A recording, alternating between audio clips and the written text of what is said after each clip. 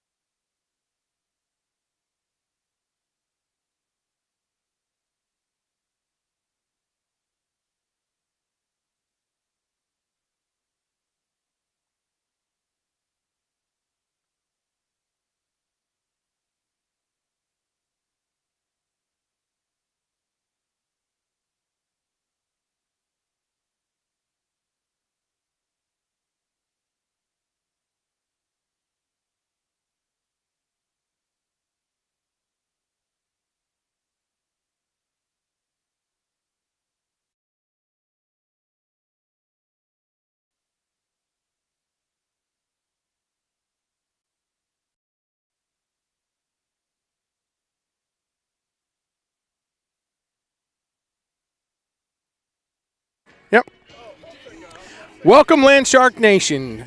We are live from the reef at Oceanside Collegiate Academy with our Oceanside Land Sharks welcoming the Lambert Longhorns from Metro Atlanta area.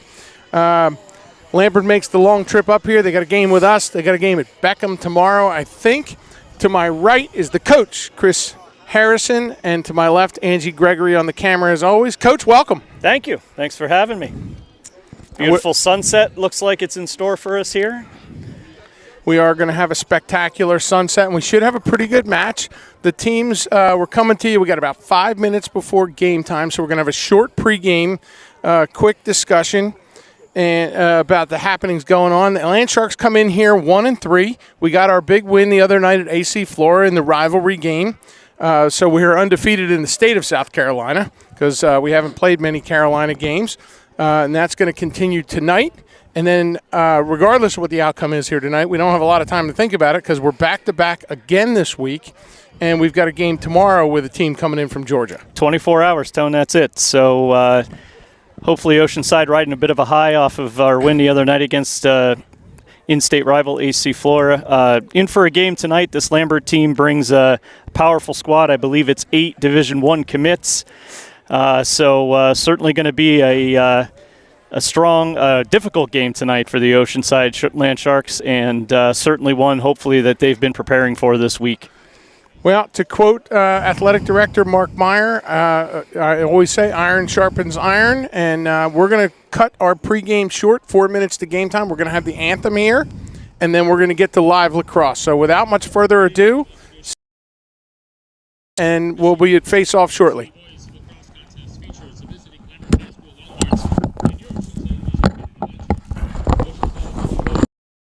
We promote good sportsmanship by student-athletes, coaches, and fans. We request your cooperation in supporting student-athletes and officials in a positive manner. Profanity, derogatory comments, other intimidating actions directed at athletes, officials, team representatives, or the fans will not be tolerated in international rules. We appreciate the cooperation in creating a safe and positive game environment. Be loud, be loud, be taught. Next time we ask you to please rise and remove your hats for the playing of our national anthem.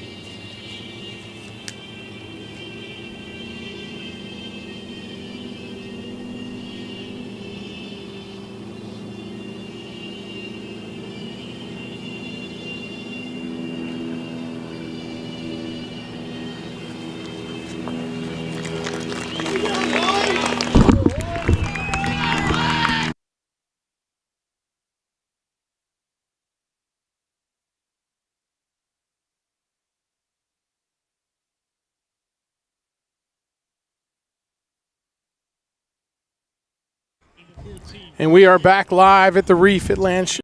I said it again. I was almost saying Land Shark Stadium. Oceanside Collegiate Academy here in Mount Pleasant, South Carolina. And our camera woman, Angie Gregory, has sunset in your screen right now. Referees are at the center dot. They're calling the starting lineups. Coach, again, back to for us. Any keys to the game that you see coming out of Tuesday night? We saw a lot of good things. We did. We saw a team, I think, play with a lot more confidence in that game. I think the key in that game was Oceanside setting the tone early. They didn't allow the other team to come in and kind of dictate. So, to me, that was pretty big effect in that game. Score got a little crazy at the end, but obviously Oceanside was trying to get some other players in the mix. But our starters put up a heck of a game. So I think you've got to use that as a building block, right? You start 0-3 and then you get a win. and now you're coming in against another strong squad. So hopefully, you go into a game like this, you just want to play your hardest against this team and enunciate the things that worked in the last game. Yeah, and these, we talk a lot about our Land Sharks. We're going to give some love to Longhorn Nation. I hope you're tuning in. We did give the link to as we always do, to the coaching staff and the parents. Props to Cole the Clamp's mother for circulating that at a blistering pace. Apparently there was an encampment of Longhorn moms out there by the bus, and she circulated that. So we appreciate that. I had a minute to visit with their coach. So the Longhorns come in here 4-0. Lambert, let's say, there's no two ways about it. They are a lacrosse powerhouse in the metro Atlanta area and nationally. So they're 4-0. They expect to win it every year. That's their goal. They just played their last game against Milton at Bobby Dodd Stadium at Georgia Tech, so that under the big lights and the big stadium there. So that was pretty cool for them. As the players make their way to the face-off dot, the goalies take their positions. Everybody's shaking hands. Their coach says that, I ask every coach one word, who's your team's identity? He said brothers. Great. So we'll see the camaraderie there, I'm sure. And we are off to live lacrosse. Cole the Clamp is on the dot. And again, Longhorns, we're going to work on the names. We're just a couple of dads. There's a clean win by number 17. He's streaking down the field. Peanut takes him. Peanut, Alex Seaton. Reese Meredith. Well, I'll tell you, Tony, I don't think our speed has been much of a problem this year. We've got some guys out there with some wheels, as we say in lacrosse parent land, and we've seen to match up that way. The idea is keeping it consistent through the game. Okay, Cole struggling on the dot there. Peanut, number 17, driving into the zone, tips it off. Number 9's got it here in the alley, close to us. Sawyer Arnold takes him. He's got a short stick on a short stick there. Big Sawyer Arnold, great feet under him. They're slowing down. Players are changing. Third straight possession that the Land Sharks find themselves buried in their own zone here. And we're going to look to get it. We got to come up with a turnover here early and get something positive going. Yeah, I think so. I think a turnover would do a lot to relax the shoulders here for the Oceanside Land Sharks. Yep. Down in a little bit of hole. There's a bobble. Sawyer Arnold comes after it, and he buries the guy. Clean hit. No flag. And they are going to give Oceanside possession. I'm actually a little shocked there, Tone, but we'll take it. It was certainly a clean hit, but sometimes those aren't determined to be that. So all right, so the one struggle that we continue to have is a little bit here is in the clear. We get it up. CJ bobbles it. He's got to get around. He's got to get into the box. We're across midfield. Here comes a touch. We get the touch. He dishes it back. We're up Jackson Hyman. Carter Gregory, we're getting the players on the field that we need. Everybody take a breath. AJ comes trotting onto the field. Carter to AJ. AJ's looking for it. Here comes Titus the Trigger. Our two shot leaders, Carter and Trigger. Looks like we got our full complement out there, Tone. We do. Caden Costa back there on attack. Ian Long over there. I see number 4. Up top to AJ. The Land Sharks spin it around. They're getting the matchups that they want. AJ's on a short stick there. Here comes Titus. Lambert definitely pressing out here, Tone. They're not afraid to play defense almost out the midfield here. Yeah, they keep backing us up an inch at a time here. We're running out of real estate. Titus is going to take a punch at number 4 there, see if he can get around them. He pushes it back deep to Ian Long. Over to AJ in the alley here. AJ corrals it. He makes a move inside, beats his man, got a step on him, pushes it back over to the Trigger, backhand catch there. There's a shot. The shot's backed up. It's going to be Oceanside ball. Ian Long's going to bring it in from the corner. Referee's pointing to him. Get to the corner, Ian. There you go, buddy. Good to see Oceanside moving the ball around here well. Yeah, and one thing we can't have is unforced turnovers. We say it ad nauseum. There's almost an interception. Number 4 got a beat on it. AJ's got to be a little sharper on that pass. He's coming inside. He had the feed to Ian, and Ian couldn't handle the pass, and that's going to be a turnover. It was a good idea. Yeah, I'm not sure Ian was expecting that, but AJ did a great job on picking him out back there, and it just snuck by him. He had him on the goal mouth, and that's something that AJ's talked to me about, and that's going to be Lampert's going to throw it away. So there's a gift. Who's wearing number 12? Silas Gillum. Okay, I had to get my head right on the Gillum brothers. I'm going to talk behind us here quick, Tony. Go right ahead. All right, Silas brings it in, feeds it back to Andy Jones. Andy's looking for somewhere to go. Back to Gavin Harrison. We got to get across midfield. Come on, Gavin. We were offsides. All right, so there's a whistle, and we're going to turn the ball over here. Lambert's going to get a free in. They're counting it out. Number 14 at the top of the restraining box, off to number 5, trots over, gets his touch, makes a move. There's a feed inside, a big rip, wide left. Big number 88. He's a big boy on a short stick back there. Up to number 14.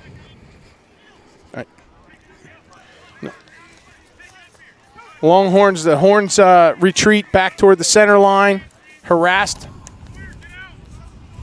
Reese Meredith on the coverage there. Hands off to Sawyer Arnold. Sawyer's got good feet under him. He's got number 15 locked in. Gives him nowhere to go. And there's a ball, an errant pass back. That's not an over and back, I guess. There it is. There it is. We were looking for the whistle. So that's a good defense by the Sharks. Land Sharks are going to get a free in here. And if you're just tuning in, welcome to the Reef at Oceanside Collegiate Academy for lacrosse. We had 6:56 left to go in the first against the matchup. Land Sharks find themselves down 2-0 early here. One little mistake, and then actually 2 little mistakes. Land Sharks pitch camp in the zone. Ian Long back behind the net. Out to the trigger. He's going to bring it out. The Horns are pressing. They're not giving us a lot of room. AJ coming back to Titus. Titus back to AJ. Somebody's going to have to make a move. Carter Gregory. He's got a long pole on him. He gets a nice little pick from AJ. Not quite enough room for him to pull a shot down. Gets it over to Ian. Ian rattles around.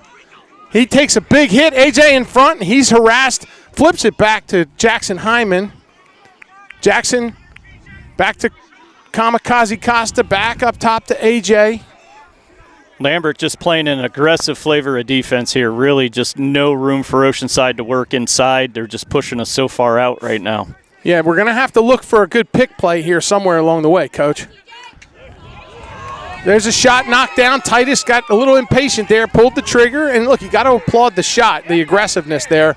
Carter Gregory running the field. There's 27 was looking for a pole goal there. Gavin gets to clamp it, and the Oceanside will take over. He bounces it right off the pole. All right, back over to Carter. Carter's got a little bit of real estate, not much. He's got to get around 14, takes a big swipe at him. Swip. Takes a swip at him. Back up top to AJ. Land Sharks looking to get within 1 here. Back over to AJ. AJ with a big rip. Corralled by the goaltender. Oceanside recognizing they essentially had a man up there with a late substitution by Lambert, tried to take advantage of it on that shot. Yeah, Horns come driving down. They get the restraining box basically uncontested. Number 9's got it. Now everybody's settling. CJ's going to work. And I'll tell you, you got to, CJ's just, that's Andy Jones. You got to be impressed. We talk about Andy every broadcast. Andy is just coming every game. He just seems to get better. Andy's got just some real quick hands with that big long pole, and that's a talent when you look at him and just watch how active he is on the hands of his opponent. It's really something to watch out there. I love to watch his hands. Here comes the Horns. We'll get back to that. Number 7, AJ on the coverage there, back to his deep hole days. Here comes Peanut Seaton. Come on, Peanut. Pick it up. There you go. Peanut's looking for somewhere to go. He just drives it into the zone. Ian takes a bunch of wood from the pole, and we're back the other way. End-to-end lacrosse, ladies and gentlemen. And there's a hit, and they're going to call Peanut on that. They didn't call Sawyer earlier. I thought it was a clean hit. But the referee disagrees, and Peanut Alex Seaton, the state's best defender, is going to take a knee in the sin bin for about 30 seconds, I would guess. I think the referee is going to determine that the Lambert player was defenseless there. I think Peanut just got a little bit too far to his side, and looks like we're going to have a 2-minute over there. A 2-minute. Did he make the unreleasable mark? Or I think so. I didn't see him make the safety motion there. Hit on the defenseless players, what they call it. Now, I have my opinions on that. They're not suited for broadcast, so I'll keep them to myself. All right, so number 4 is going to come in. We're going to be man down. Everybody's boxed in tight, 4 poles on the field. Gavin looking sharp in net. He's got his eyes on it. He's barking out the signals. The horns are content to rattle it around up top here, looking for some real estate. They're going to spin it around once or twice before somebody makes a move. A lot of black jerseys. Oof. There's the goal. Just real quick pass and shot to somebody on the doorstep there that just had a little too much space. 3:39. Why is Peanut not getting up? Peanut is locked in. It was unreleasable, so he's locked in, ladies and gentlemen. For those not up on that, that means that normally with a goal, the penalty would be released, and we would go back to full strength both sides. If it is an egregious call, egregious word of the night. If it's an egregious penalty, then at the discretion of the referee, they can call it unreleasable. So we're going to have change on the face-off dot as Cole's been struggling a little bit. So you've got C.J. Johnson out there. He's going to take the dot. There's a little bobble backwards, uncontested. Number 5 gets the draw.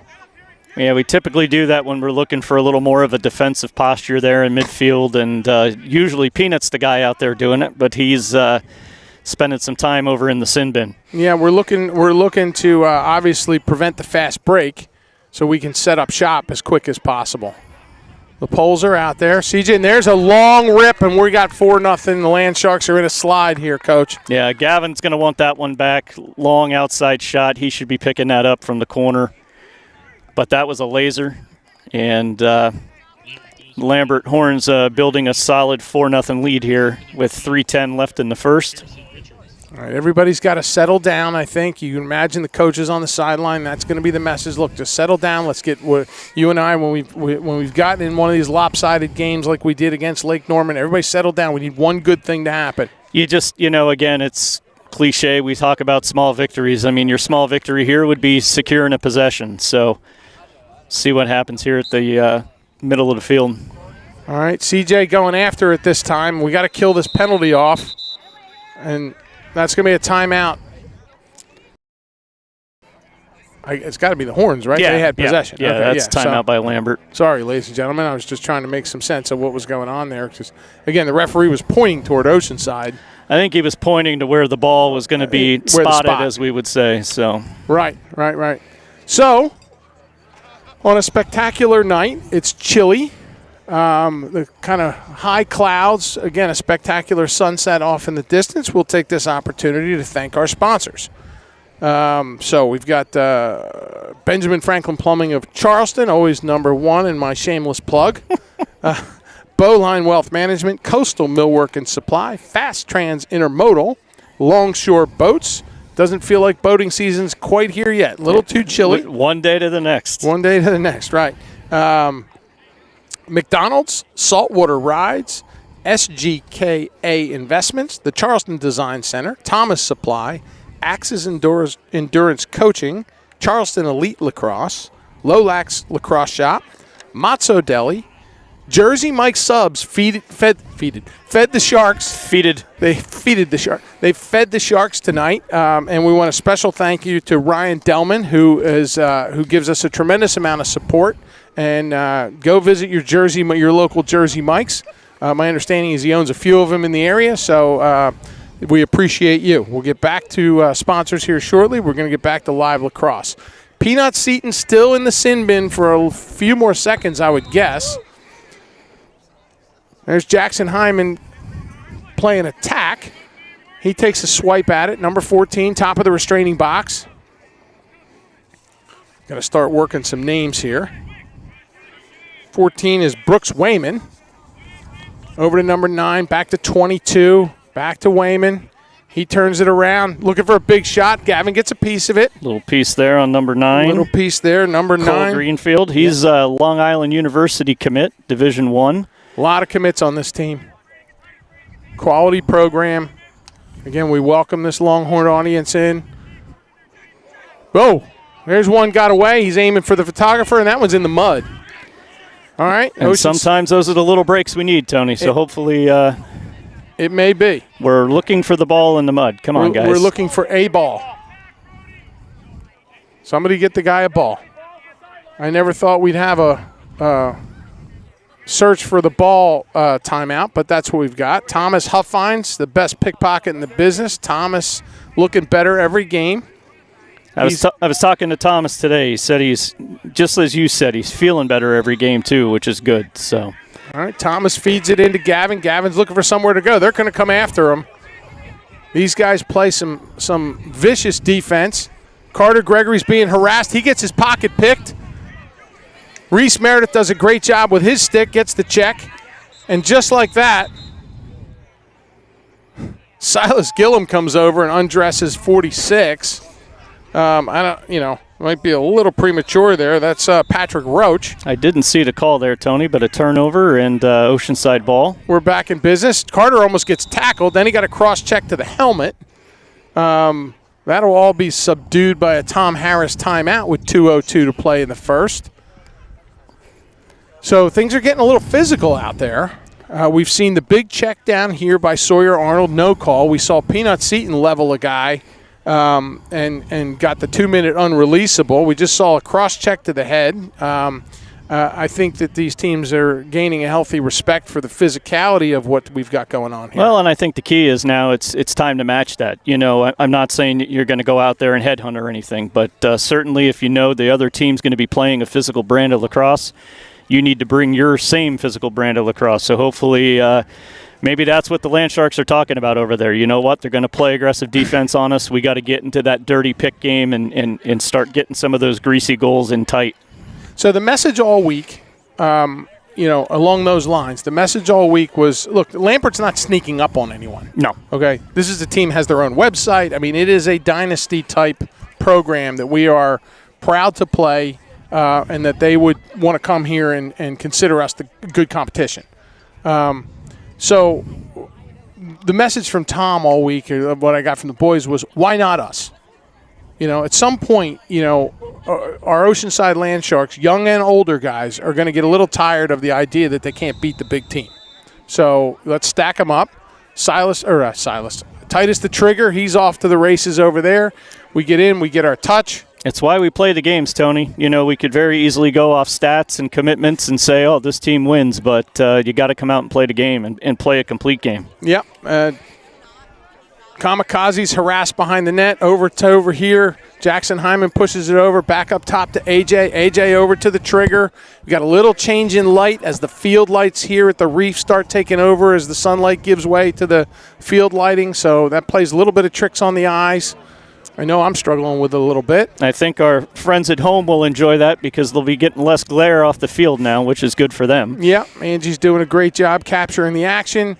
The Trigger's over there. He pushes it back to Kamikaze. Kamikaze's got that strange look at his eye. He goes for a backwards feed, gets buried at the goal crease.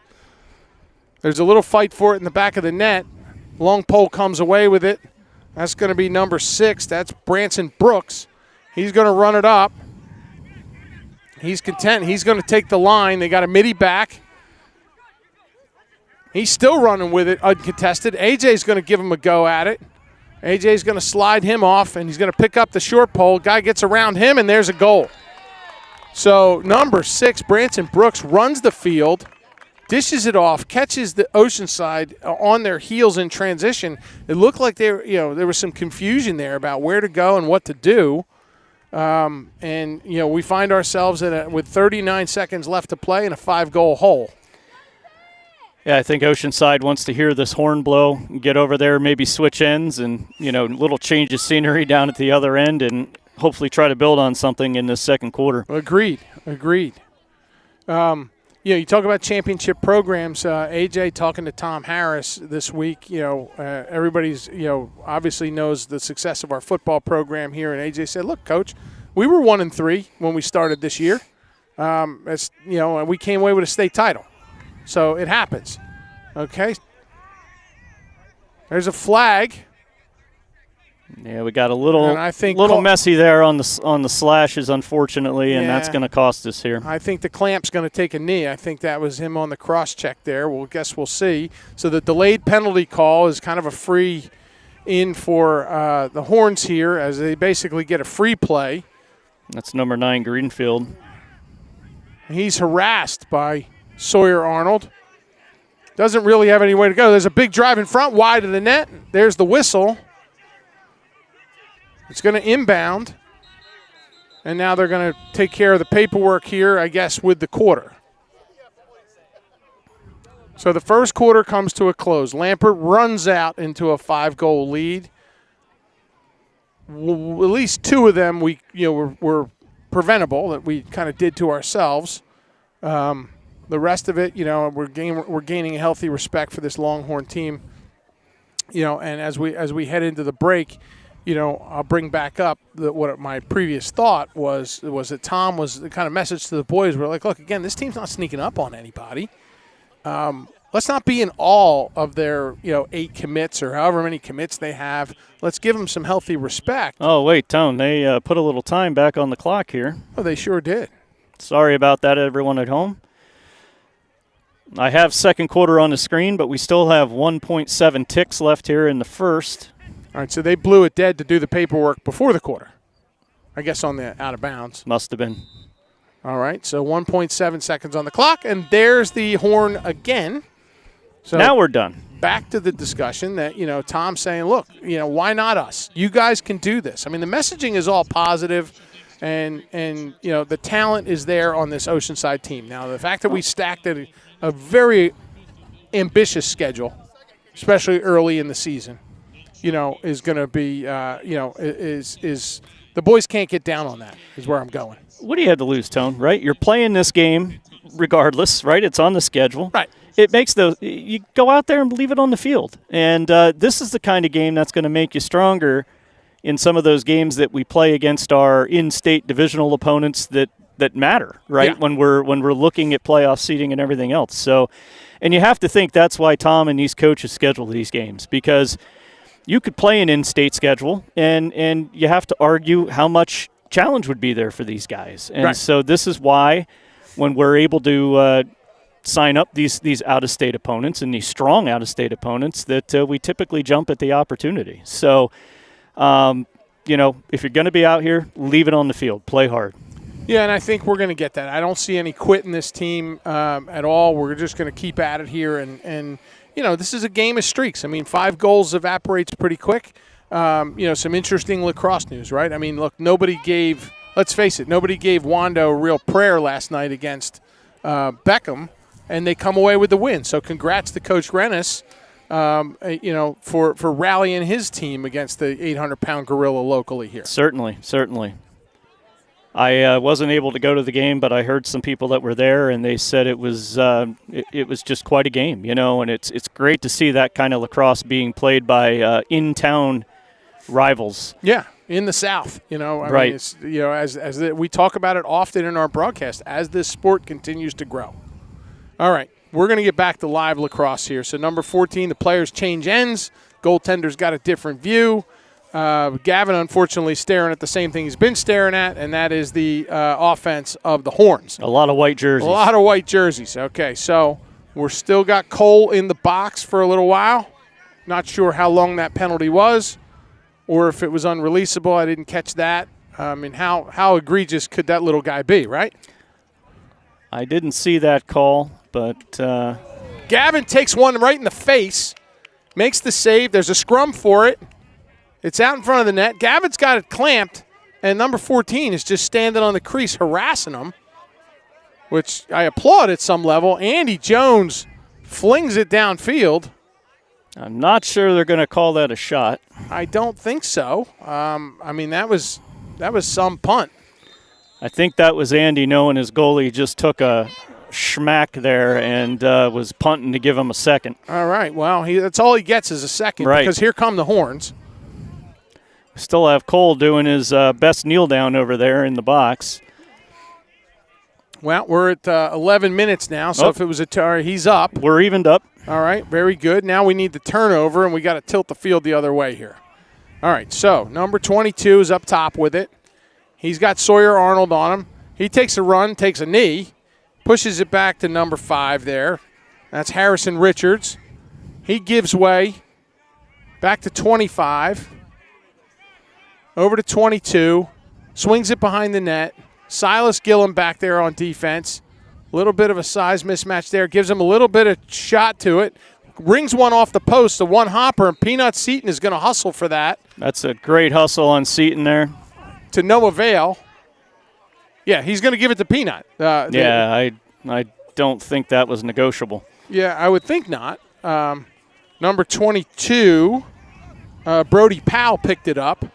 And then Peanut, things got right. There's a kind of a high rainbow over to Thomas Huffines. He gets in, gets the touch. Thomas is on an island out here.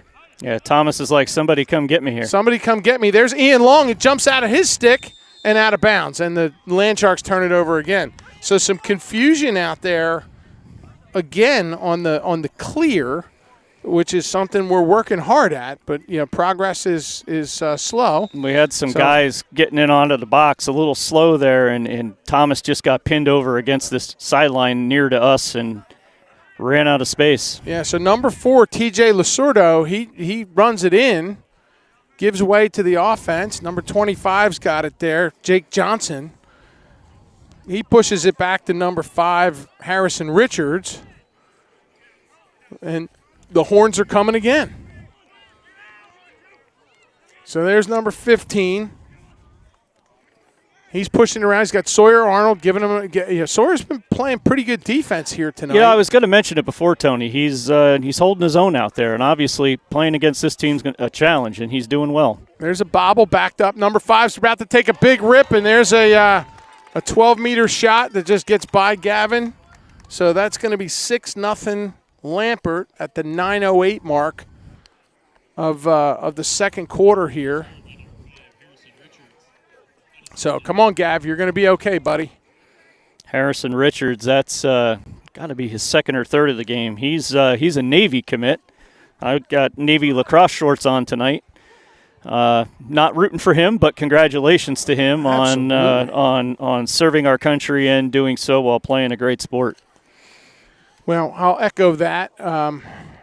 Proud to have a Service Academy appointee on our field. That being said, we still have business to take care of here. Peanut Seaton takes the face-off here, just looking to tie up, and to no avail. Number 17 has won every one clean. Pushes it down. Number 14, Gavin doesn't give him much to shoot at, and he rings it off the post, trying to squeeze it into that left corner. Yeah, that number 17, Max Skyro, he's a St. John's commit, another D1 guy, and he's been showing why he's going to St. John's next year. Yeah, so he's on his way to New York. All right, back up top. Number 7's got it. That's Ethan Robertson. He pushes it in. He takes a swing and gets it by Gavin. 8:42, it's 7-0 Lambert in this tilt, and the field is just slanted toward the Oceanside goal. It's like Gavin, our Gavin Harrison, he can't take a breath without having the white sphere headed for him. Yeah, we're just getting way too many downhill guys challenging our goal there, and hopefully defense will start trying to get more bodies and sticks on them here as the game progresses. So we get ready for the next thicket. Owen Kempker here on the wing. So we're rolling through some personnel because you got to believe some guys are getting a little wore out. Offensively, we ought to be fairly well rested. It's a lot of defense. Finn Wagner takes a swing at that. Okay, as the Horns retreat into their own zone to put their clear together. There's a long pass, and that's going to be out of bounds. Almost takes out a photographer and hits a spectator. Peanut's going to bring it in. We've got to figure out this clear so we can get something downhill here. There's Liam Rosebach checks in. He's going to get it, and he's immediately harassed by number 4. He's got 2 horns on him. It feels like they're multiplying out there, and Coach. Tony, up 7-0, and they are not letting up on this defensive pressure. This defensive pressure is all gas, no brakes. So Carter over to Liam over to the trigger. So you've got Liam. Can't see all the numbers out there with the black jersey. Liam there, over to the trigger. Trigger makes a move. Ian Long in the back at X. Ian Long in the back. Jackson's all the way across field.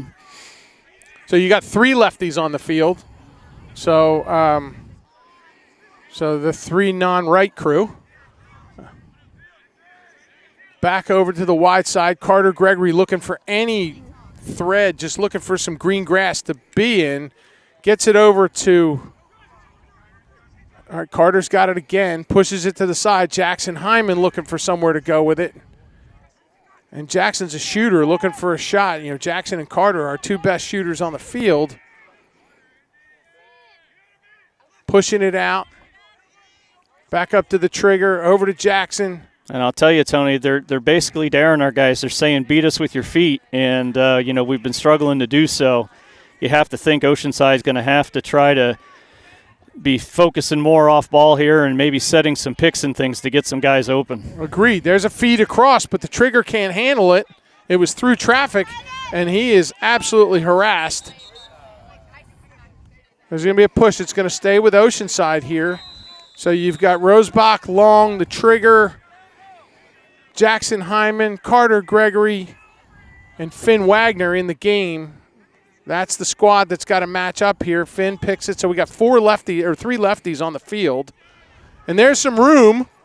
The trigger goes down, but he gets a shot off. There's a nice little dodge there by Titus, and I think, if I'm not mistaken, one of the Lambert D-men actually got a little bit of a check on him there at the end of that. But nice to see a little hope there on offense for Oceanside. Yeah, we got to, just to find some space. And obviously, Coach Colin Reich has decided that he wants to see some more left-handed options on the field, as we've got all 3 lefties on the field at one time. I don't think we've seen that yet this year. So they're reaching into the box of tricks here. Finn Wagner's immediately harassed and it's going to stay Oceanside. Yeah, he gets pushed down. Finn gets slow to his feet. He's got an ankle or something. He's limping around. So Finn takes the hit, jogs it off, seems to be okay. So, Tony, I think the victory here is the offense moving this ball around and actually giving our defense a moment or two here to catch their breath in the second. Yeah, the passes almost have to be crisper and hotter, because by the time the pass leaves the cross and gets to its recipient, there's a player standing on their toes. Yeah, when you're literally when you're against a defense that's playing out this aggressively, everything's got to be on target and on a rope. There's a little bit of a pick for the trigger. Pushes it over to Carter Gregory. Carter immediately double-teamed 2 poles. And this team just seems a feed inside. There's a goal. There we go. Jackson Hyman. Carter just found an alley, gets it to Jackson Hyman, and Jackson Hyman is on a roll. 2 goals the last game. Gets one here, and he breaks the shutout. Carter drew a double team a little bit out of the middle there, and by doing so, that freed up Jackson, and Carter was smart to look back over his shoulder. He saw Hyman in the middle, and Carter had to really thread a pass there. That wasn't just an easy pass. Yeah, he really did. And Hyman buried it. So great to see that. So 7-1, Oceanside's down, 5:17 to go. We're into the face-off here. Back to, and there's some sort of procedure, and that's going to be an Oceanside ball. All right, so now we're stacking some things here, Tone, right? You go, you score, now you got a possession. Yeah, over to Peanut. Jackson Hyman comes on. Peanut gets the pole goal. And back-to-back Jacks, just like that, it's 2-7. It's like I saw in my crystal ball. It's like you saw in your crystal ball.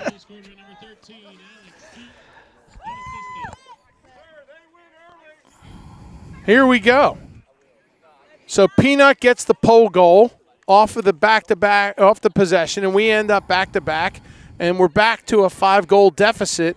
It feels better than a 5-goal deficit. Well, listen, these are the things that you start to build confidence on here. There's a quick win by 17, and the horns are back down, and just like that. Oh, that passing! It is now a 6-goal deficit. I mean, that was quick, very quick. So chins up for the Land Sharks. They know the combination to the lock. They just have to get their hand on it more frequently. So it's 8-2. I think one adjustment that we're going to have to make here, and obviously when a guy wins a face-off that clearly, it's hard, but we cannot let them sprint down the field like that. We're going to have to try our hardest to really cut that off. Yeah, we've got Peanut here on the wing. The clamp's out at the dot, and yeah, I mean, we've got to be – he just can't have a free in like that. Boy, Cole has had his fill of really good Fogo competition. Boy, oh boy. Being out there as a freshman. There's a little backhanded swipe at him. Hands off the Peanut. That's number 5, Harrison Richards. The big gun, 14. He sails one high. The goal's backed up. We heard Andy Jones saying, help, yeah. as number 14 kind of got around him there. Yeah, help, help, help. All right, the Longhorns did not take kindly to the back-to-back goals. They get one back on their own. 25 is Jake Johnson. He's out here. He's harassed by Silas. Dumps it back off to 14. One of their big guns there, Brooks Wayman. A little bit of confusion between the polls and the assignments out there between Silas and Peanut. And Wayman's another Navy commit. They have 2 on this squad. Well, there's a correction there. Oh, and the coach mentioned it. I'll find it in the break all right, here. That's my fault. Now Brooks Wayman is not going to Navy. He's elected to just go to college and have a great time. He's not going to play lacrosse. At least that's what the coach told me. So 20 makes and Gavin gets a nice save, good confidence builder there. That was in the goal frame, so he saw it the whole way, gets his stick up, and we'll get a little pep in Gavin Harrison, number 10, our goaltender's step. A little duck there. There's a penalty coming in. It's going to be on the horns. Jackson Hyman looking for it. He gets undressed. Carter's got a step here, but he's going to slow it down because we do have a free play here with the flag on the field. So for everyone at home, we can do whatever we want with the ball for the next 3 minutes. If we drop it or lose possession, the refs will blow the whistle, and we'll go man up here. All right, Carter Gregory's got it. So we've got, as you say, our free play. Over to Jackson Hyman. Jackson over to the trigger. Titus coming around with it. He's at full sprint. Hands it off to Carter. I could be wrong, but it seems as though they're the Horns are showing the offense here just a little more respect now that we've got a couple and we've proven that we could get a step on them. Into Ian Long. Ian one-hops it over to Carter. Carter makes the sprint. He gets across. He takes a cross check there. And there's a big goal off the goaltender, big rip from Titus. That was Jackson Hyman. Yeah. Okay, and a little change of personnel coming in. Caden Costa and A.J. Zarzaka come trotting onto the field in relief of Ian Rosebach and Ian Rosebach. Now I'm combining 2 players. Brooks Wayman is pleading this case with the ref there with no avail. He'll be heading to the sin bin. Yeah, so Liam Rosebach trotted off. AJ and Costa come in. Going to be whistled in from the corner. Ian Long's got it, pushes it out to the trigger. Trigger over, up top to Carter Gregory. Carter over to AJ. AJ with a quick pass over to Jackson Hyman, back behind the net. Ball movement is crisp and often. That pole is really harassing any player that comes near him. And again, Tony, what's remarkable about this is Lambert's man down right now, and they're playing this aggressively on defense. Yeah, they've got the horses to be fearless back here. Here comes one. AJ almost had a window there. There's a pole, a poke, and now it's a fight. Jackson Hyman does come away with it. Thought I heard a whistle. Yeah, you did. It's going the other way. Ref said there was some restraining there, so. The defense comes on. CJ's got it. Number 4, TJ Lacerdo. He gets rolled. And we're going to have a timeout here from Lambert. Timeout. Sun fully down, just an amber band out in the distance there. Angie's taking a rest. She looks cold. Wringing the hands here. She's in full parka mode. In her 6'7" parka there. Yeah. She. You wouldn't think that we're in Mount Pleasant, South Carolina. You look at Angie, you'd think we were in Fargo, North Dakota. And she doesn't have her toque on though. Yeah, no. So, with the timeout, 1:25 left, we'll read off some sponsors because I never did get through them. Beacon Community Bank, we'd like to thank Acme Low Country Kitchen, Playa Bowls, James and Kristen Rosebach, the Heineman family, the Long family, the Funkadelic family, the Johnson family, the Craybills, the Hollingsworths, the Gregory family, and the Harrison family. Again, Benjamin Franklin Plumbing, Bowline Wealth Management, Coastal Millwork and Supply, Fast Trans Intermodal, Longshore Boats, McDonald's, Saltwater Rides, SGKA Investments, the Charleston Design Center, and Thomas Supply. Thank you to everybody that makes Oceanside lacrosse possible, the Booster Club, all the parents, the donations, the administration here, Christina Brown, Mark Meyer, Brooks Barano, the assistant AD, Savannah Metz, Katie Niemeyer, and the training staff. Everybody that makes it go. We're just thrilled to death to have so much generosity here. So, the Oceanside's going to come back from the timeout. It's going to be Longhorn ball in the Oceanside end. Number 5 trucking around with it. That's Harrison Richards. He's got Sawyer Arnold covering him. CJ inside. Reese Meredith. Peanut. Looks like Lambert moving some personnel around here. Yeah, I was just about to say Longhorns are surveying the field. They're getting instruction from the coach. Silas Gillum is out on 25 there. And that's going to be Jake Johnson. So Jake Johnson out top. He's got Silas Gillum. He runs right by Silas. Feeds it back behind the net.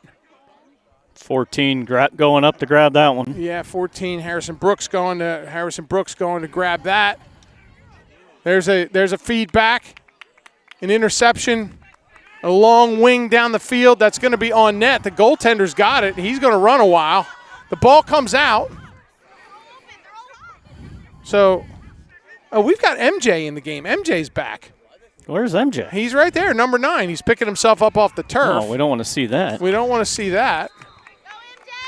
Yeah, so MJ's back. We didn't talk about that at all. I saw him trot off earlier, and I started fumbling through my roster.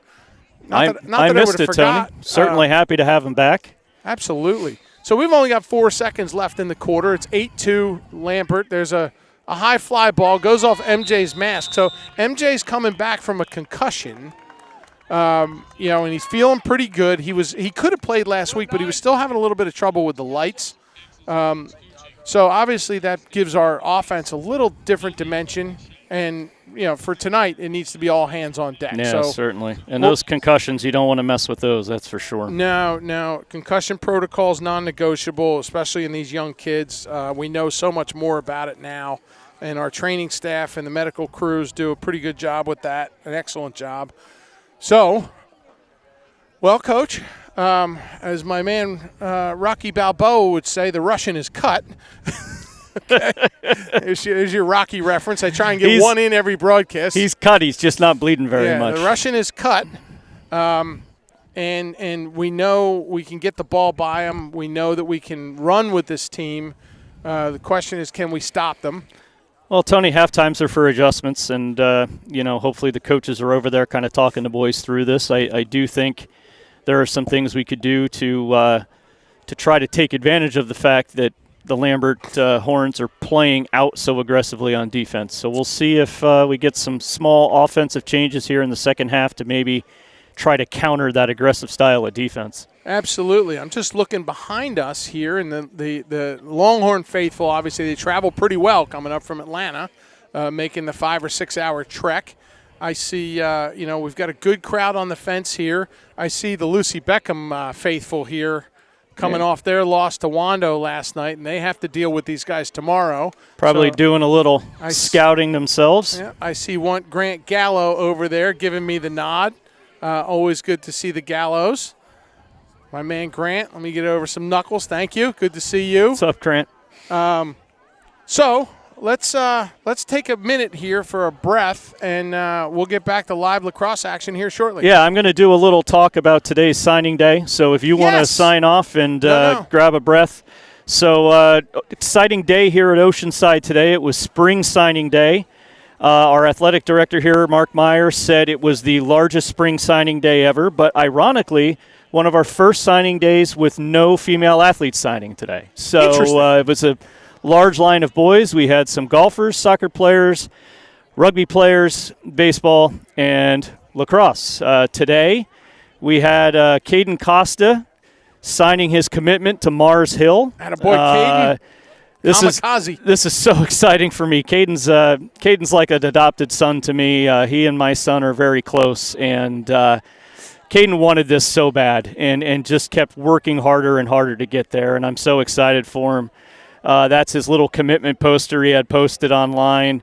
Here's Caden and his mom, Emily, here today at signing day. It was so great. Emily was just so bright and lit up with the whole thing. It was just awesome to see. What a magnificent. And we also had some of his teammates present there with him to kind of see him sign his commitment to Mars Hill, which was great. So staying with Mars Hill, Oceanside also does a signing day in the fall. And we have yet another Oceanside land shark, Thomas Huffines, who signed his commitment to Mars Hill in the fall. And obviously we weren't broadcasting at that point in time to be able to brag for him, but we're so excited for him. He wasn't part of today's ceremony, but again, he did his signing in November. We've got a picture of Thomas and his family here at his signing day, proudly wearing his Mars Hill University lacrosse shirt there. And similar, his teammates came out for him in November to support him at signing day. So to me, I just think this is amazing, Tony, what this does for these boys. I was doing some research today. The average number is 6% of high school athletes that go on to play at the next level. 2% of them actually get some type of scholarship money. The numbers are a little bit bigger in men's lacrosse. In men's lacrosse, you have about 13% that go on to play at the next level. But I just think we have to really celebrate the guys that take this step, because it is, first of all, just a tribute to their work ethic now, and it is truly a commitment when they get to that next level. It is you're living, breathing, and eating it, and you've got to really want to take that on to do it at the next level. And obviously, we're proud of Caden, we're proud of Thomas, and I also want to put up here Jackson Hyman's commitment to Palm Beach Atlantic. Jackson's a junior, so he hasn't signed anything yet, but he did make his commitment this spring, so we're super proud of him. And you see tonight with that laser he fired on goal, obviously he deserves the honor to be playing at PBA. So just wanted to share that with everyone at home. It was an awesome day. It was a touching day, and it's just great to see all the hard work these boys put in, come to pay off. And thank you so much for that, Chris, for the tribute to those families. We wanted to do that in pregame, and we had some technical things, and you were a little frustrated, and we didn't want to sell it short, and it makes a better halftime show. We're going to have a day with no technical difficulties. I swear, it's going to happen. We'll get there. We'll get there. I want to pull that thread a little bit more about the college athletes, okay? a million years ago, I walked on to the college football team at Bloomsburg. And I had some other things at the Division III level, and I wanted to play as high as I could. And, you're 18, and back then we didn't know anything. And I once had somebody say, look, it doesn't matter how you got there. You're one of 5% that will ever wear an NCAA jersey of any kind. And you made it. You did it, kid. 100%. Now, even less than that get to the other end. So in our freshman class, we had 35 freshmen come in to that team in 1990. And there was only 13 in the senior picture coming out the other end, right? So, the attrition rate through college, so the accomplishment to get there, and then the stick-to-itiveness to come out the other end is really a tribute. It's hard. You're right. You said it. You eat, sleep, and breathe it 24 hours a day, 7 days a week, 365 days a year. I mean, it never stops. There's no off season. It's spring, it's fall, it's all the time. So these boys to take this step, and here at Oceanside, the rugby players, girls lacrosse, we've got them. Like you said, in the fall, Tegan Scott going to Clemson. We've got 2 rugby players headed to, or at least one headed to Clemson. I can't remember where Smith's going, but he's going somewhere. We had 2 rugby players signed today. Yeah. One is going to a university in Wales. Well, that's right. This particular school fields 8 men's lacrosse teams, or rugby teams at the same time. I mean, it's like they're a factory for it. And I mean, his coach literally broke down into tears as he was giving a tribute to his player. He said, "This is a kid that when the World Series of Rugby comes back around in the future, you're probably going to see him on the field." Yeah. And we had another gentleman, I believe he signed with Lander to play rugby. There was a Lander, it was Tucker Smith, I think, and then Tanner Swisher, our dear friend Chris Swisher. Tanner Swisher's playing at Clemson. Okay. So, these kids, and he's joining his brother there, Tucker. Swisher plays at Clemson now, a nationally ranked program. These guys, that's a sport it's coming on. Certainly. It's fun to watch, and it won't be long before it's a high school varsity sport. It's a lot of club action now. Kind of the way lacrosse was for a long time. Right. And you're going to see that come on. But, here at Oceanside, anybody who knows about Oceanside, the elite academics and the outstanding excellence in athletics, I always have a hashtag on my Facebook post, state titles live here. It was interesting, Tony, because at the signing day today, Oceanside was very careful to make sure that the academic aspect of it was highlighted as much as the athletic aspect was. As a matter of fact, for some of the golfers that signed, it was a teacher that came up and spoke on behalf of the golf coach who I don't think was able to be there. And, this school is as rigorous as our athletic programs are, and with the success, we have that same success, I should say, in the classroom, and it's just amazing to see.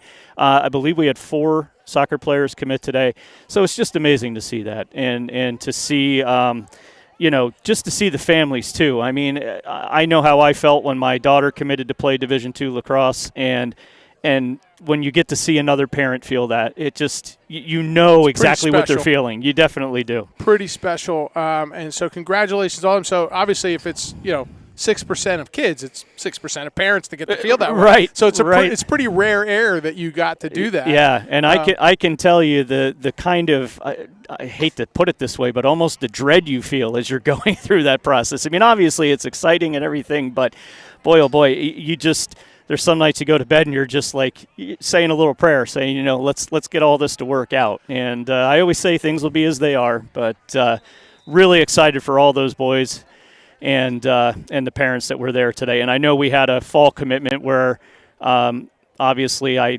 didn't do the research to find out everybody there, but had some amazing athletes committing in the fall commitment ceremony as well.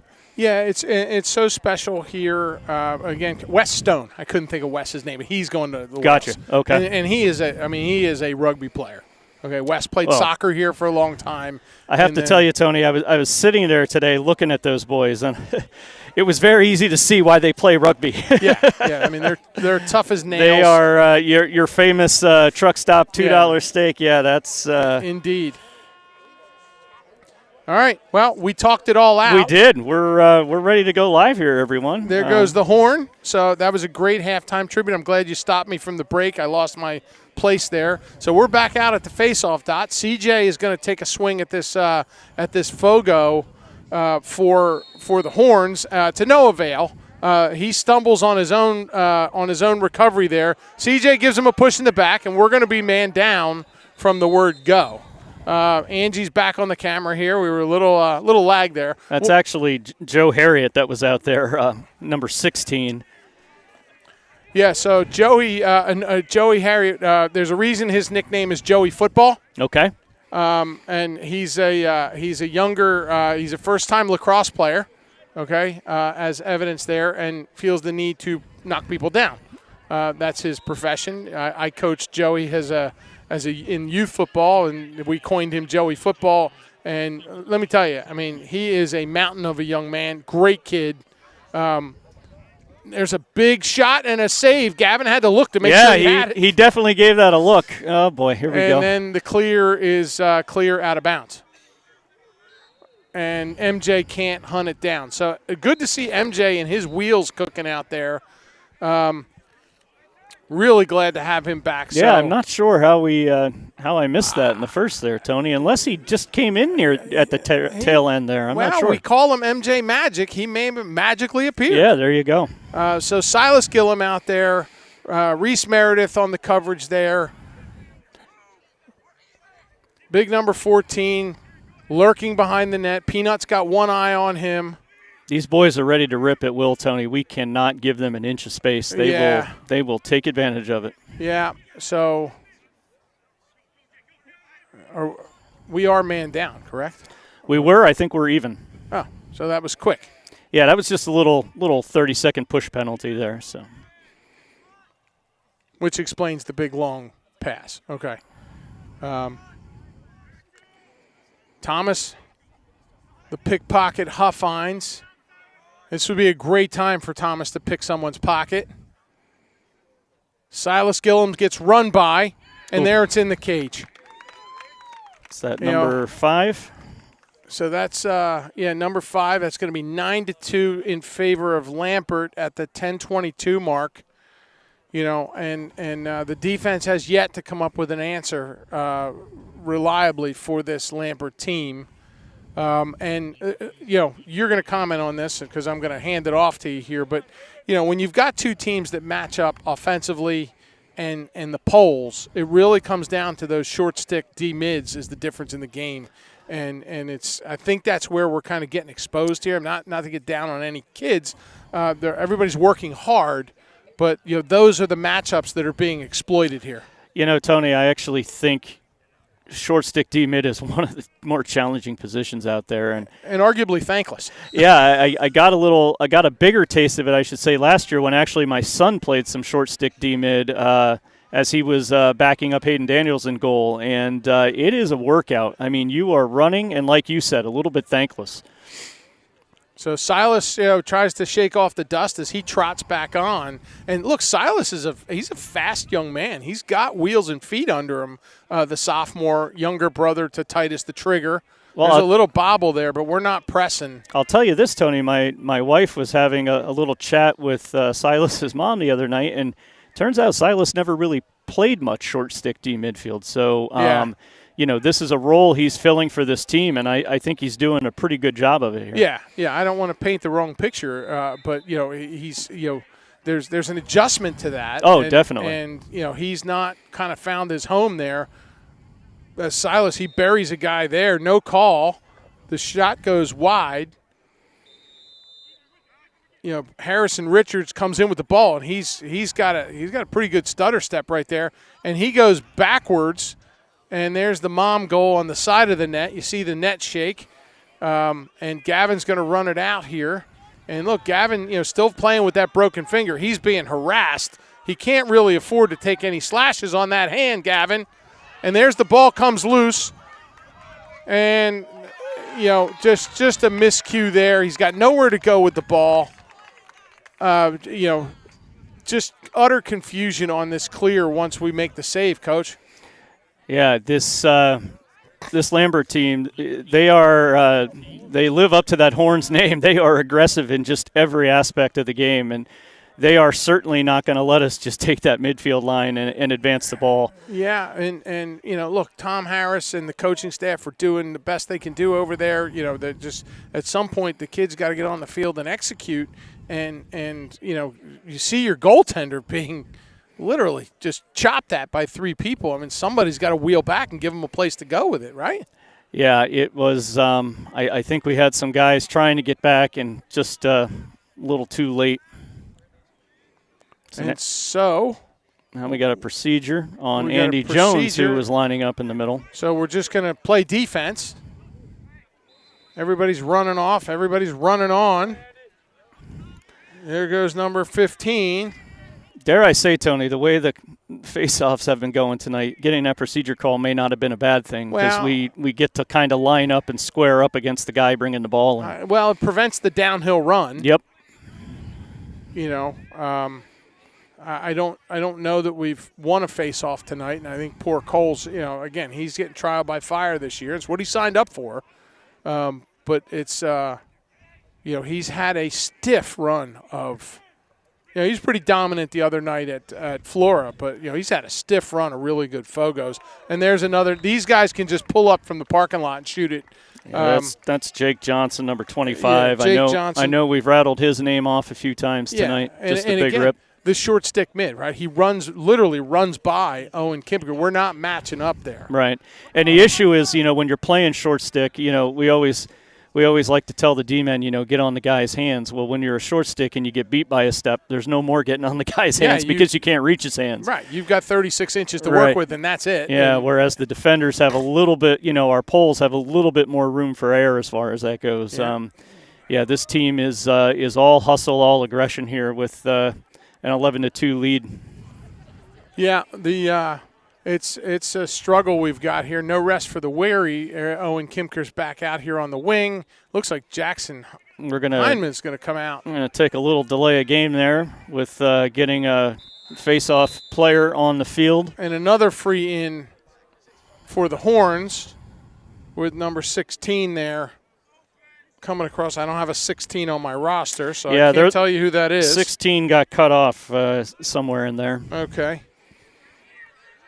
I did hear from the coach, you know, there was at least one, so the number 23 is wearing number 15. There's a shot wide because, you know, when you travel, you get a jersey got left in the hotel and you wear whatever they hand you. There you go. So the Beckham lacrosse crew on the fence here behind us. And Gavin's just got to calm himself down here. He is rattled there. Yeah, he's Coach. More than I've seen him this year. We've played a lot of stiff competition, and we've had him.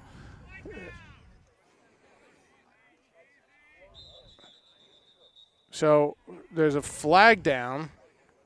They whistled it dead after we grabbed it. I think we're going to have a push with possession here. There's some people trotting to the sidelines. You know, we just haven't seen a lot of our normal crew. The defense has been on the field. The time of possession is, I would guess, I mean, it's probably 80-20 the wrong way. The flag is being picked up. I do believe they're going to keep possession with Lambert here, however. Brooks Wayman's pleading his case. Arms out to the side, you know, which is the traditional. Oh, actually, they are going to grant Oceanside possession. All right. So we're finding ourselves have to execute a clear here. So everybody's got to settle down and, you know, just like you said, I mean, the victory here is going to let's get it across the half line. You've got kind of an angry team. There's you know, again, these kind of looper passes are not going to cut it for this team. And there's a turnover. I mean, Peanut Seaton, you know, he telegraphs it and away you go. And it's in the cage. And now we've got a landslide. We've got that 10-goal differential. I assume that's going to trigger a running clock. I believe it's 12 goals Is now. it 12? I think it is. Okay. You know, we're in South Carolina, so they're playing by our rules. And, you know, you got to feel for Gavin right now. I mean, just in the defense, there's just no – Yeah, I think these guys, I think at this point you almost kind of throw out the playbook. You start playing for each other, right? You start playing for pride here. Yeah. You know, what can I do to back up my brother behind me type of thing. So Joey football out there. Jackson Hyman here on the wing. Peanut over on the other side. Joey football squares it up. He did a good job mixing it up out there. Yeah, he mixed it up. It's what happens next that's going to be the question. He's going to kind of drift. This is where he instinctively just is lacrosse IQ is, and that's not a shot at him. It's just, you know, he hasn't played a lot of lacrosse. I should say it's experience quotient. He's got to learn being out there, right? Yeah, he's going to get baptized by fire. He played a lot in the scrimmage against Nation Ford, which was a lopsided victory from Oceanside. Looks like he's going to get subbed off here. So he gives way to Silas Gillum. Silas comes in. Jackson Hyman's back there playing defense. Reese Meredith, hands off. CJ. Peanut poking away at it. Just a difficult ask here. Gets a little bit of a pick. Little pick game there. Number 5 comes up with it, makes the run, runs by Silas, hands off to CJ here. CJ's aggressive with the stick. I'll tell you what, offensively, they're not trying to kill clock here. Reese Meredith, good recovery there. Pushes it up top to 88. Yeah, they're not passing just to pass around. They're definitely actively looking for a shot here. And you look at the feet, and there goes one off the outside of the cage. You look at their feet, and the feet are chopping 1,000,000 miles an hour. They know they got blood in the water here. 5:50 left in the third. Reese Meredith, good coverage there, hands off. That's going to go out of bounds. It's going to be Oceanside ball. Jackson Hyman's going to pick it up. A little bit of a break there for OCA. And it looks like the Oceanside offense is getting ready to start cooking here. Silas can't handle it. Back turned over. Spin it around. Long pass. That's going to be corralled. It's not going to roll out of bounds. Peanut content to let him pick it up there. Unfortunately, we're looking defeated on this clear. It's like we're doing anything to just toss it out of the zone, and we definitely don't want to make a habit of that. Yeah. This is a tough night for Land Sharks. I mean, there's no two ways about it. Again, there's the iron sharpens iron mentality, and you look at our football program, right? A state champion program. Everybody sees the banner. Everybody sees the wins. We went to Dutch Fork and lost 52-0 and had like 30 yards offense. Right. Okay. Nobody remembers that. So this is that kind of thing, and it was a miserable night. But you got to find something to get out of it. There's a bobble there, and look at the hustle on number 9. He's not letting that go out of bounds. Right, there is no quit in this team. If the clock's ticking, they're moving the ball. Here's another big shot. Gavin gets it, bats it out of the cage, and he's able to come down with it. And the Land Sharks will try and clear. Number 5 standing right in front of him. He's going to get a free clear here. They're going to call. Okay, they're not going to call it because we kept possession. Carter Gregory looking for it. He spins it over to Ian Long. We're rushing. Costa gets out on the field there. The trigger gets out on the field there. And look at this, Tony, 10-goal lead, and they're still playing defense all the way out on us here. And the hustle. There's a little clap to the head there. No call. There's the flag. So Oceanside with a free play here. Liam Rosebach took one in the noggin there. You could hear the clap through the headset. Over to Costa. If there was a time for the kamikaze, it would probably be now. Yeah, if we can will that. The kamikaze is usually about 25 yards more in there. Yeah. Yes, Carter Gregory up top with it. Makes a move, tries to get by. No room for him. He draws 3, pushes it back over to Kamikaze Costa. He's looking at the top, gets it over to the trigger. You can see it, Tony, when Carter comes across like that. That stick is stuck out at his side. He can't even get his hands down into a shooting position. And look, just like that. I mean, the Horns pushed the Land Sharks back to the midline. They were back to the O. There's another flag coming.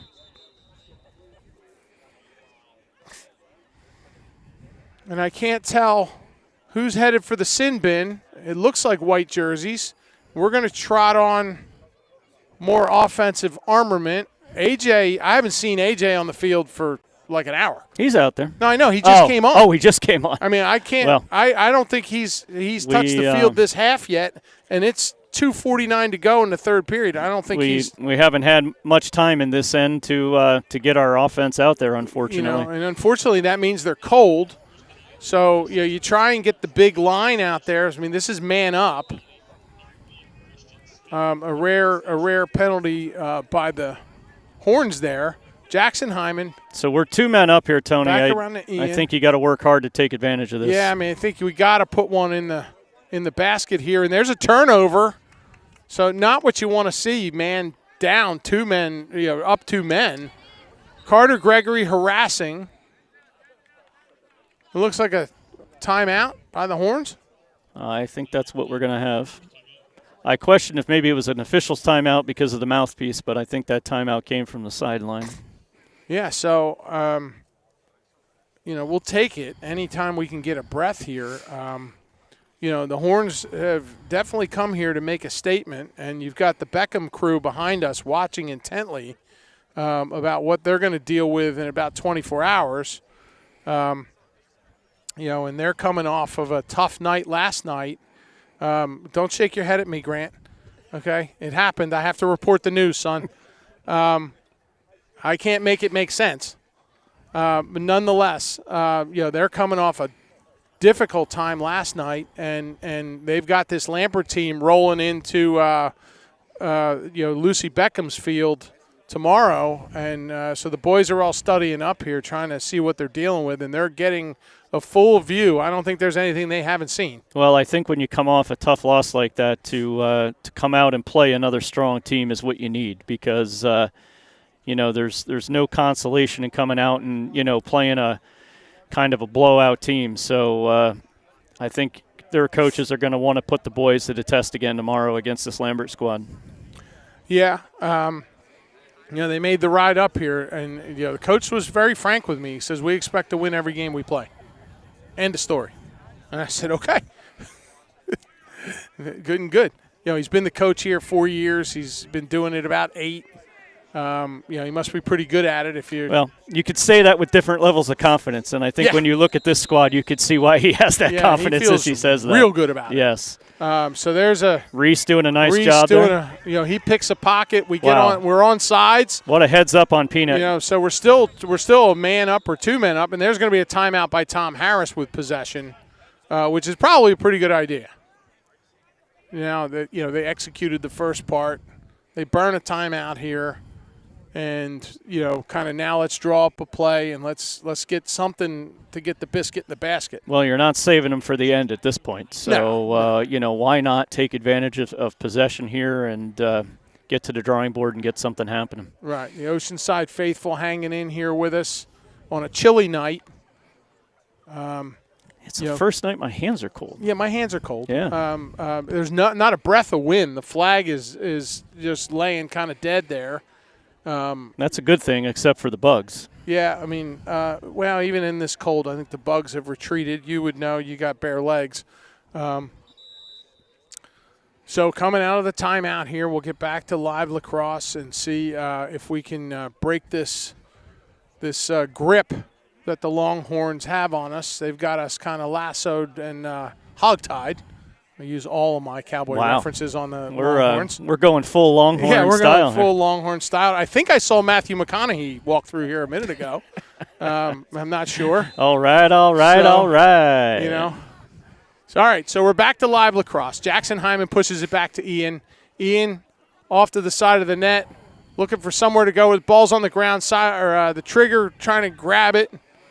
Some good ball movement there by Oceanside. Yeah, and then it's a turnover. Ball bobbling around, still comes up. Horns come out of there with it. Number 5 streaking down the run. Harrison Richards. Peanut picks his pocket and turns it back the other way. And Peanut's got full stride going, gets it over to Carter. The offense is kind of setting up. Jackson Hyman coming onto the field. Seaton doesn't have an off switch, that kid. No, he does not. He's a hockey player. AJ over to Jackson, over to the trigger. Jackson, AJ drifts in the middle. He's got a little bit of a size disadvantage of that pole on him. I'm just looking at the two standing next to one another. AJ's giving him about 8 inches. Back to Jackson Hyman up top. Passing it around, 1:10 to go in the third. Carter over to Ian. Back to Jackson. He misses a step there. Pushes it back to Ian. There's a little bit of hop. I mean, I like the movement, the off-ball movement, and there's going to be a turnover. It goes out of bounds. Caden Costa couldn't handle it back there. And here come the Horns. Coming downfield, AJ at full stride, getting back to a defensive posture. I kind of like that. I mean, I know that he's playing offense these days, but with his defensive past, I kind of and the short stick struggling a little bit. I kind of like seeing him out there. Well, I know he mentioned to me he wants to contribute on this team, obviously, however he can, and we know he's got the defensive capabilities. That's for sure. And he's got the wheels. He pushes 25 out to the side, but there's inside and there's a goal. And once again, we just struggling on that side, to cover. And next thing you know, they're in tight to the pole. Penetration, confusion, and then the net. That's Brooks Weinman again. We've certainly have no shortage of saying his name tonight. Not at all. He's just a machine down there, the way he operates around that goal. Yeah. So Andy Jones trucking his way up here to the wing. Cole the clamp still, out on the dot, just looking for it. Looks like they got a new face-off guy coming in. They're bringing in. This is Hunter Smith-Pecora. He's a junior. All right, so Cole, they're still rooting around for it. It still comes up Horns, and again, the hustle on this team will not let up. Pushes it off to number 4. Kempker gets run by there. And 4 takes it from the half line all the way in. That's TJ Lasoro. He's got some wheels out there, and he basically said, if you're not going to D me up, I'm going to take it home, and that's what he did. And so he did. So, coming out for the face-off here, Cole's going to come back out. We're going to kind of reset. And, look, we've got a whole nother quarter to play here. I think that will trigger the running clock at a 12-goal difference. Yeah, I think we'll. Sad to say. I think we'll see it here once play starts. Yeah. And it's a tough night for Oceanside lacrosse all the way around. At the end of the third period, our currently undefeated girls lacrosse team, defending state champs, are down to Weddington. And they are down 13-7 to Weddington at the moment. So a 6-goal differential up in North Carolina with the girls on their 2-day lacrosse trip. Weddington tonight, and then Providence Day tomorrow. Well, and again, Tony, you have to look at the flavor of lacrosse that's being played here. These are nationally, not really ranked, but these are national powerhouse type teams, and. Yeah. Again, that's the challenge that makes our team stronger, playing teams like that. Indeed. Let's take a moment for our sponsors, a little something positive. Again, thank you to everybody that makes Oceanside lacrosse possible. Benjamin Franklin Plumbing of Charleston. Call the pros. You deserve the best. If you have a plumbing problem, call the pros at Ben Franklin Plumbing. Bowline Wealth Management, Coastal Millworks Supply, Fast Trans Intermodal, Longshore Boats, McDonald's. We deserve a break today. Saltwater Rides, SGKA Investments, the Charleston Design Center, Thomas Supply, Axis Endurance Coaching, Charleston Elite Lacrosse, Lowlax Lacrosse, and with that goes Loggerheads Lacrosse, Matzo Deli, Jersey Mike Subs. Thank you for feeding our sharks tonight, Ryan Delman. Please.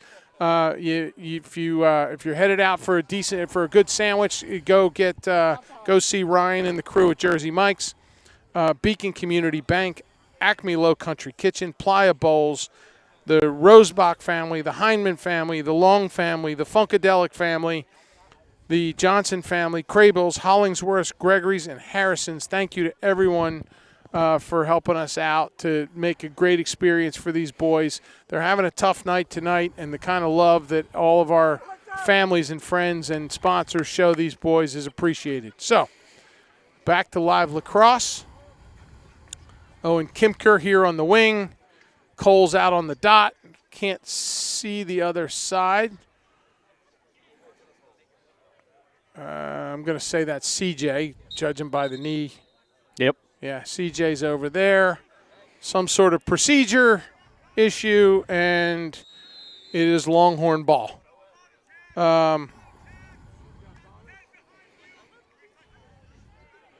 CJ corrals it, or he's trying to. Ground ball, loose ball, picked up by the horns.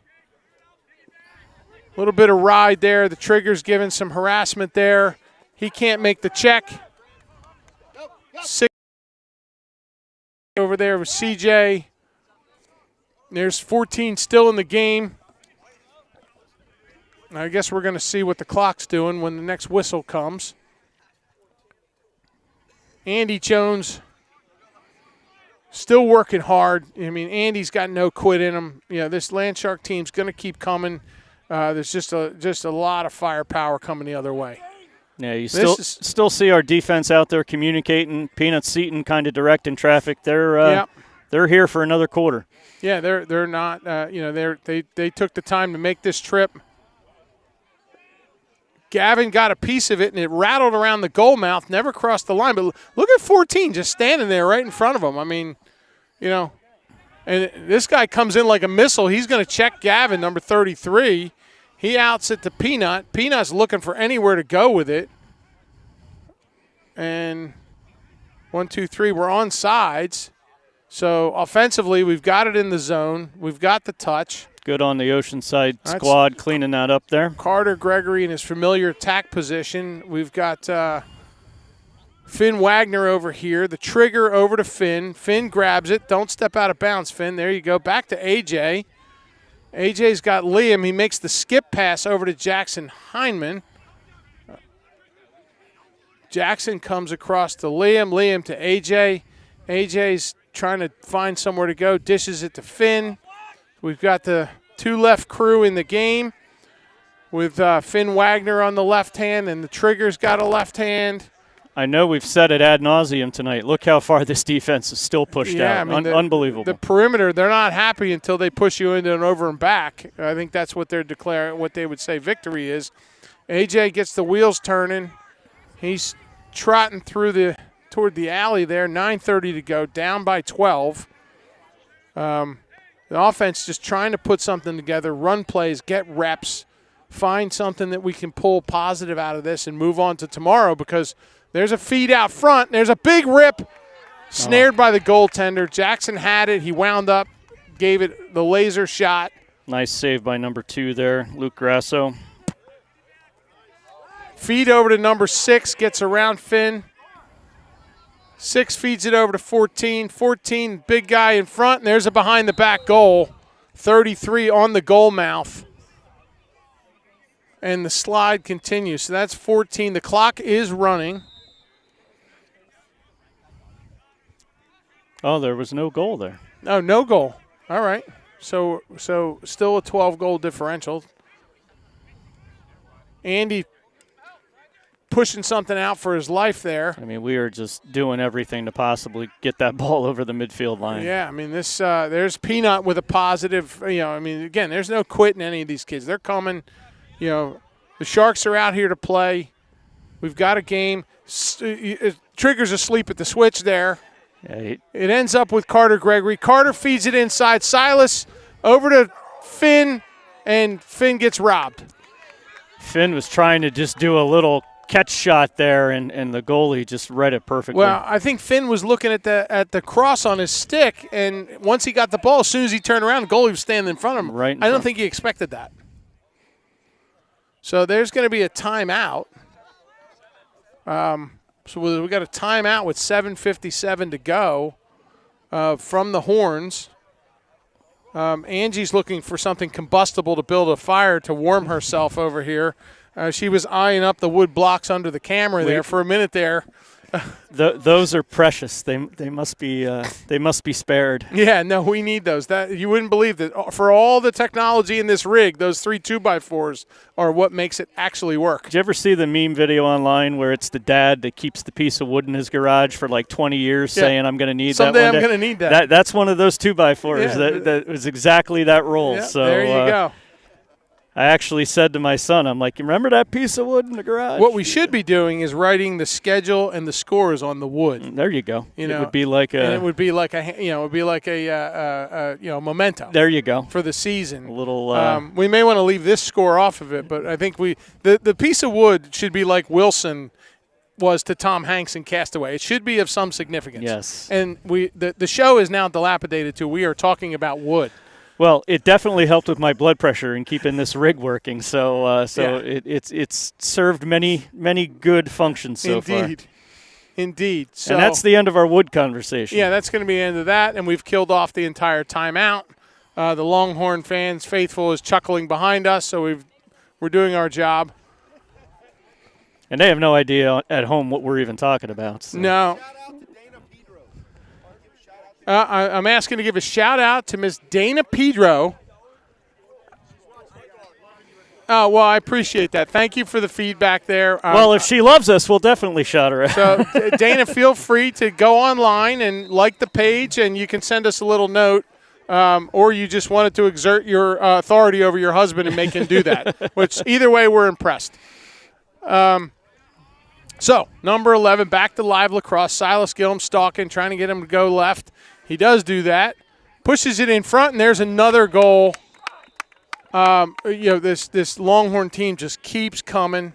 That's number 33, Trey Cooper. What a job to just kind of handle that pass and reset himself for that underhand shot. So we're 15-2, clock running. It will not stop again because of the rules here for the South Carolina High School League with a 12-goal differential that triggers the running clock. So it's probably better for everyone involved at this point. It really is. At some point, on a night like this, the one thing you don't want is anybody to get hurt. I was just going to say you're trying to avoid injury now at this point. I think that at this point the game is obviously not in doubt. You want players to play hard. You want people to get reps, but you want quality. You don't want anybody getting frustrated, fatigued, and hurt. So there's a bobble by the Longhorns, and it's going to come the other way. It's going to be Landshark's ball coming out of the defensive zone, and we're going to try and clear the thing again. Peanut Alex Seaton, he'll take a swipe at it. He is harassed on the ride. He gets by. Peanut's got that look in his eye. Now he decides to pull it up after he gets the touch in favor of the offensive players. AJ checks into the game. I'm not sure how that kid's still running. It's just amazing. He's a machine. He is. It's funny. They call Reese is the robot. They call him Robo Reese because he obeys every command and executes it in mechanical fashion. Peanut, has the most unassuming and incorrect nickname you could have. Obviously, he's been Peanut since we've ever met him. Right. But the drive and the ability to just keep pushing at top speed. What a well-conditioned athlete. He probably wonders why his dad didn't nickname him Biggie back in the day or something. Yeah. He's probably wondering how that happened. But anyway, Jackson Hyman up top. AJ's with him, gives him a little bit of a pick. Kind of a dirt ball roller comes in. Titus takes a look at it, pushes it back behind to is that Ian back there? I can't see. No, that's Carter back there, yeah. That's Carter. It's like we have a two-man game coming, but the two-man game just collapsed. AJ got the pick he wanted. He drew the attention he was looking for, but nonetheless, we retained possession. Looks like we have a change in goal back there, too, for Lambert. Parker Marcel in there, number 10. So everybody getting some reps. Finn Wagner, a one-hopper over to Carter, or AJ that was, from behind the net. Landsharks are somewhat perplexed that everywhere they go there's two people. And you would think that if somebody draws the double team, that means someone's open, and that has not proven true here tonight, Coach. No, these guys, they recorrect themselves so quickly. There's just feels like there's never an open man. Yeah, AJ got the pick there, paid the price for it. He took a pretty good shoulder to the chest. Didn't take a seat with it, but he gave Titus enough room. He gave Titus enough room to take a shot. Shot goes wide. It's backed up. 4:18 and clicking down. Landsharks just, looking for one more here. Pushes it out to AJ. AJ's going to reset, brings it over to Titus. Yeah, I think at this point you just want to end this game on some type of positive note. AJ tries to sell the penalty there by taking a seat. Referee's not having it. Still trying to be creative. Looking at a shot, and I thought he was going to pull up and shoot that, but he decided against it. AJ gets his pocket picked. Yeah, good little check there by Branson. Number 6. So the Lambert, here come the horns again, trucking downfield. There's 2 people on the goal mouth, and Gavin and the ball go in the net. No, or is it saved? Nope, it's in. That's a goal. So he puts the goaltender and the ball in the net. And that's going to be, is it 16 or is it 17? They didn't change 16, it. I believe. 16. Clock ticking down, just approaching the 3-minute mark. Rough night for Gavin. That's a 6-by-6 goal, and it probably feels about 20-by-20 to him right now. Yeah, I mean, he thinks he's guarding a soccer goal back there. Thomas Huffines trucking over to the wing here. Haven't seen him in our face yet tonight. Sawyer Arnold on the other wing. All the defensive hardware, and yet another Lambert hasn't come up with it yet, but it looks like it's heading that direction. Now there's a scrum for the ball. Possession by Thomas, uses that great stick of his. The pickpocket grabs it. Back over to Thomas from Gavin. They're going to try and run this clear, but the ride is just, it is brutal. So back to Gavin. We're flirting with a failure to advance. The ball's on the ground. Kamikaze's got his hat on. He gets it. Carter comes through. That's not Carter. That's Liam Rosebach. Liam Rosebach comes through. He got wheels turning. We still don't have a touch, and I don't think they realize that. He did get the touch. I'm not sure why the ref didn't grant it to him there. Yeah, well, he ref wasn't playing that. They get Horns get the touch the other way.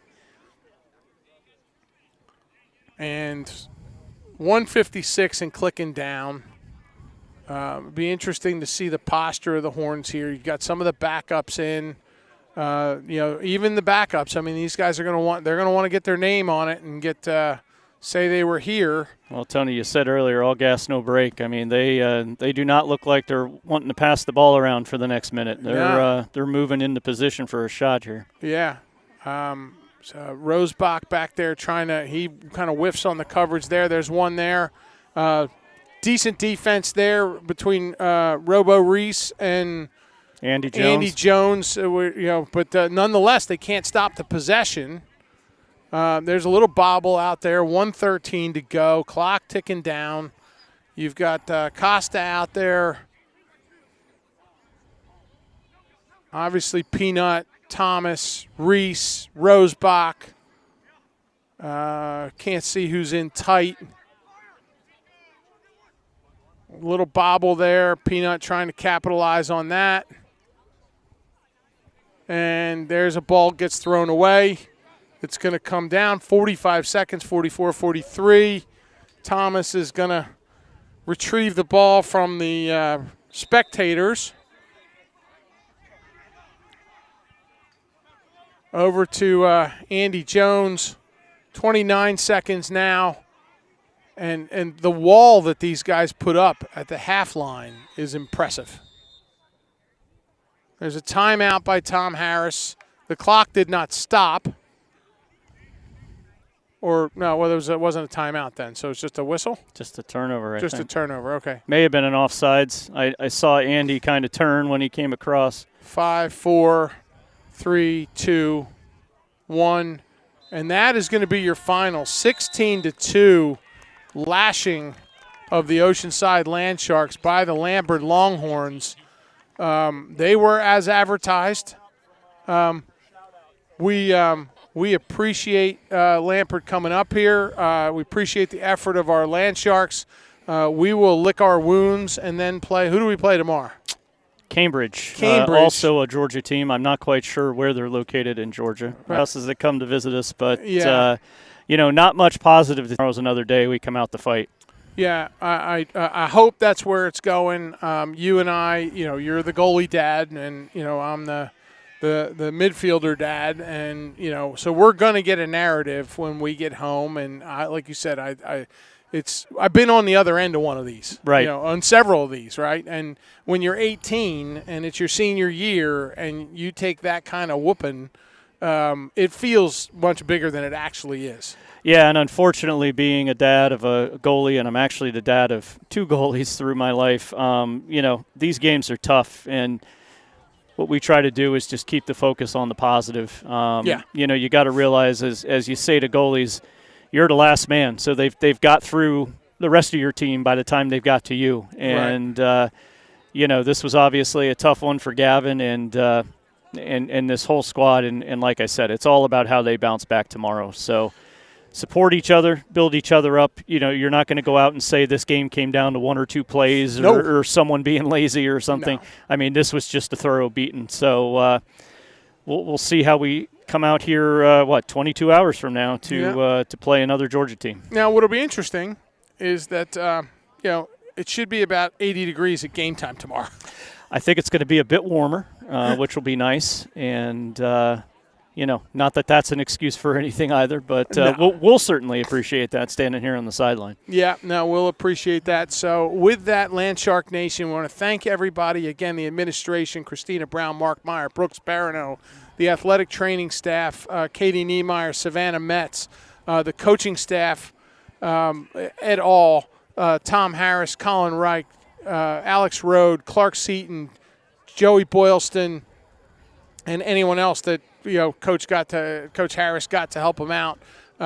Thank you to all the parents, Melissa Heineman, Marina Harrison, Angie Gregory, Mark Hyman, the Booster Club, everybody feeding the Sharks, all our sponsors, your in-laws for helping us out with the setup and tear down here. Yeah, my father-in-law's been put to work this week since he's in town. The in-laws have been in town. And maybe he won't stay as long next time. You never know. Yeah. Well, I thought he was going to leave, and then we won, so he hung around. Right. So back at it tomorrow. Landshark Nation, good night for my friend Chris Harrison and Angie Gregory. We're going to sign off, and we'll see you tomorrow. Take good care. night.